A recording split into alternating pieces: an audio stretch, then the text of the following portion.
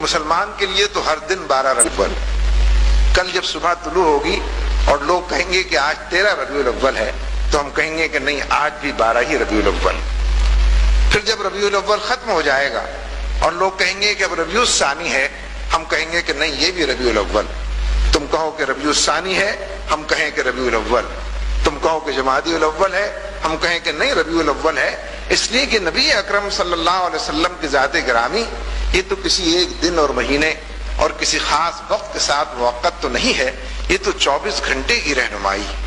یہ تو 12 مہینے کی رہنمائی ہے. بہار ہو کہ خزاں لا الہ الا اللہ کے مصداق، یہ تو مسلسل جب تک اس سرچشمے سے، اس چشمے سے سیرابی نہ ہو اور جب تک تسلسل کے ساتھ اس سرچشمے سے فیض انسان حاصل نہ کرے، ممکن نہیں ہے کہ وہ اللہ کے ساتھ قرب پیدا کر سکے اور اللہ کی بارگاہ کے اندر کوئی یاوری اور کوئی اپنے لیے مقام پیدا کر سکے. اس لیے پورا طائف کا واقعہ جہاں داعی اللہ کو یہ بتا رہا ہے، آج کے داعی اللہ کو، کہ دعوت کے اس کام کو کرتے ہوئے سب سے بے پرواہ ہو کر اللہ کی طرف بلا رہے ہو تو بس اللہ ہی کی پرواہ کرو، اس کی خوشی اور ناراضگی کی پرواہ کرو، اسی کے ہو رہو. اور جب لوگ بہت ستائیں اور کبھی کبھی یہ بھی جی چاہے کہ ان کو بھی صلواتیں سنائی جائیں تو اپنے اوپر ضبط کر کے اللہ ہی سے کہو کہ پروردگار تو نے کن کے حوالے مجھ کو کر دیا. اس لیے کہ جس نے یہ کام دیا ہے، یہ مشن سپرد کیا ہے، گلہ بھی اسی سے ہے، شکوہ بھی اگر کرنا ہے تو اسی سے ہے. اور گلہ اور شکوہ کیا کرنا ہے، یہ تو چلتی ہے تجھے اونچا اڑانے کے لیے، درجات کی بلندی کے لیے، اونچے اونچے مقامات تک پہنچ اور رسائی کے لیے واقعات ہیں. ایک آدھ واقعہ اور عرض کر کے بات کو ختم کرتا ہوں. ہم تقسیم کرتے ہیں، ایک مکی دور ہے، ایک مدنی دور ہے، یعنی اپنی تفہیم کے لیے، بات کو سمجھنے کے لیے.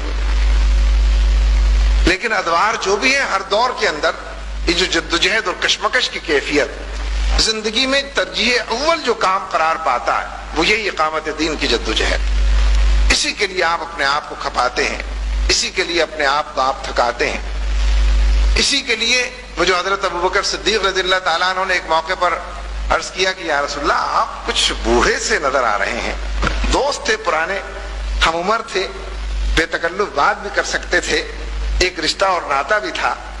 تاکہ یہ کہہ بیٹھے کہ حضور آپ کچھ بوڑھے نظر. مطلب یہ تھا کہ ذرا قبل از وقت بڑھاپے کے آثار آپ پر نمایاں ہیں. تو بڑی دنیا داری کی باتیں ہیں.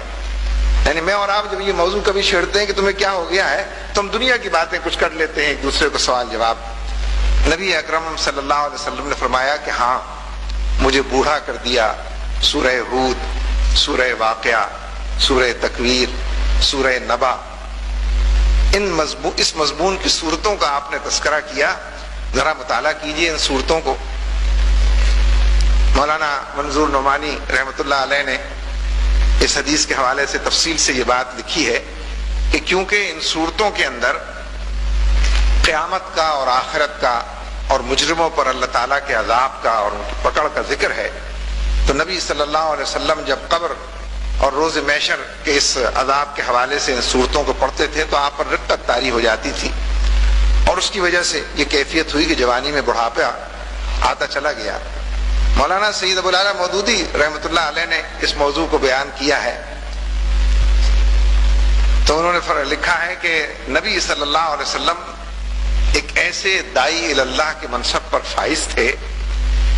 کہ جب چاروں طرف کے حالات میں ان صورتوں کی وہ تلاوت کرتے تھے تو یہ خوف ستاتا تھا کہ کیا لوگوں کی مہلت عمل ختم ہو جائے گی اور وہ بغیر دین اسلام کو قبول کیے اور اس راہ میں جدوجہد کیے اللہ کے حوالے کر دیے جائیں گے. لہذا اس کے نتیجے میں ایک رقت ان پر طاری ہوتی تھی کہ داعی اللہ مسلسل اس فکر میں غلطہ اور پیچا رہتا ہے کہ کسی طرح لوگ دعوت کو قبول کر لیں اور روز محشر اور قبر کے اس عذاب سے محفوظ رہیں کہ جس کا ذکر ان صورتوں کے اندر ہے. یعنی دعوت کی وجہ سے اور اس منصب پر سرفراز ہونے کی وجہ سے لوگوں کی خیر خواہی آپ کو یہ بات کہتی تھی. جنگ کے اندر بھی وہ شریک ہوئے اور اپنی پیرانہ سالی اور ذوف اور بیماری کے باوجود اس لیے شریک ہوئے کہ نبی صلی اللہ علیہ وسلم کی ایک بشارت اور پیشن گوئی تھی کہ قسطنطنیہ کی جنگ میں شریک ہو کر جو اس کو فتح کرے گا، جو لشکر وہ جنت کے اندر جائے گا. تو جنت کی طلب اور آرزو اور تڑپ ایسی تھی کہ عمر کے ہر حصے میں اسی کے لیے تڑپتے تھے اور اسی راہوں پر چلتے تھے۔ اس جنگ کے اندر صورت یہ تھی کہ مسلمانوں کو کامیابی اور فتح نہیں مل رہی تھی، کوشش کرتے تھے، بار بار پیچھے دھکیل دیے جاتے تھے۔ اس میں ایک واقعہ یہ پیش آیا کہ ایک نوجوان نے اس پوری صورتحال سے دل برداشتہ ہو کر یہ حالات کی گرمی میں اپنے آپ کو ایک حصہ بنا کر اچانک اکیلے ہی ایک رات کفار کے اوپر حملہ کر دیا، ان کی صفوں کے اندر گھس گیا، جو کچھ اس کو میسر تھا اس سے اس نے لوگوں کو مارا، یہاں سے وہاں تک بہت سارے لوگوں کو گرایا تاکہ وہ ان کے قابو میں آ گیا، اور پھر کفار نے اس کی تکہ بوٹی کر دی، قیمہ بنا دیا اس کے پورے جسم و جان۔ اس حال کو لوگوں نے دیکھا تو بہت سو نے اس پر تبصرہ کیا،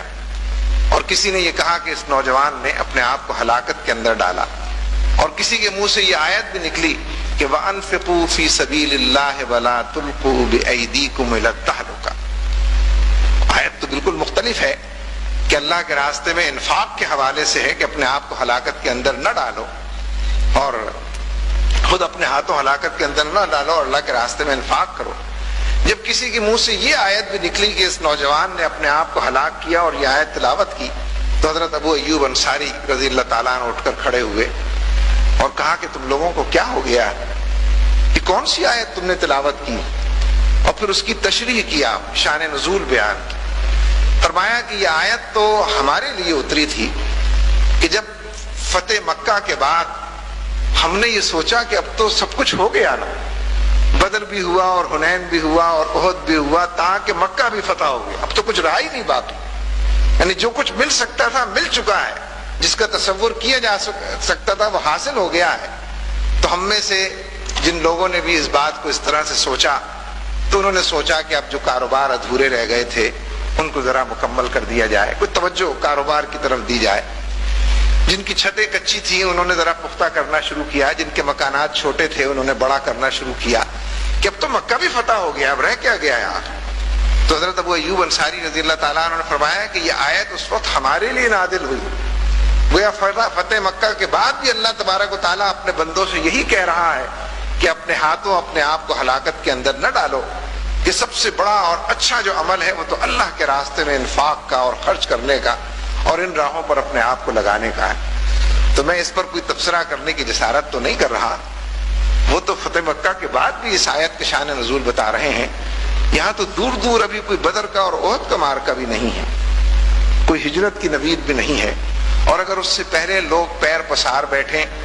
اور ہاتھ پر ہاتھ رکھے موجود نظر آئیں اور اپنی زندگی کی ترجیحات بدلے ہوئے ہوں، چاہے اپنی دانش میں سمجھتے ہوں کہ 20 سال پہلے ہم نے بہت کام کیا تھا اور 25 سال پہلے ہم سے کیا بتا رہے ہو بھائی پوسٹر لگانے، ہم نے تو بہت لگائے پوسٹر، اب آپ کی باری ہے لگائیں۔ یعنی جب آدمی اس فریکوینسی پر آ جائے کہ پھر وہ لوگوں کے سوالوں کے جواب میں اور اعتراض کے جواب میں یہ کہنے لگ جائے کہ آپ سے ابھی کیا کیا ہے کہ جواب آپ ہم سے کہہ رہے ہیں، اپنے ہی اچھے اعمال کو گنا کر گویا اپنے ہی اچھے اعمال کو حقارت کرنے کے لیے چل پڑے، تو یہ بات تو بڑی، ابھی تو کوئی فتح مکہ کی تو بات بہت دور ہے، اس سے پہلے کے مراحل بھی نہیں آئے۔ لیکن اگر لوگ کمر ہمت کھول دیں، زندگی کی ترجیحات بدل دیں، اور وہی کاروباروں کی وسعت اور مکانوں کی پختگی اور فلیٹوں اور مکانوں کی دنیا آباد کرنے لگیں،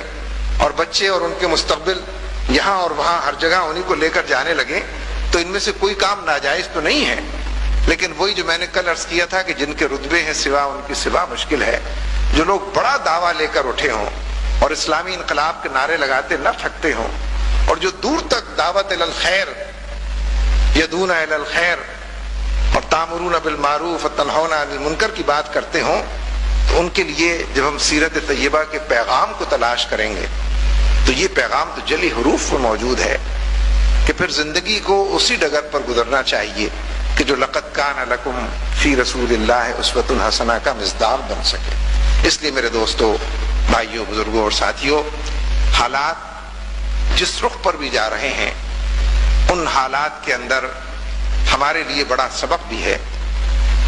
اور ان حالات کے اندر ایک ہمواری بھی موجود ہے، سازگاری بھی موجود ہے۔ جو لوگ چلیں گے اور مسلسل چلیں گے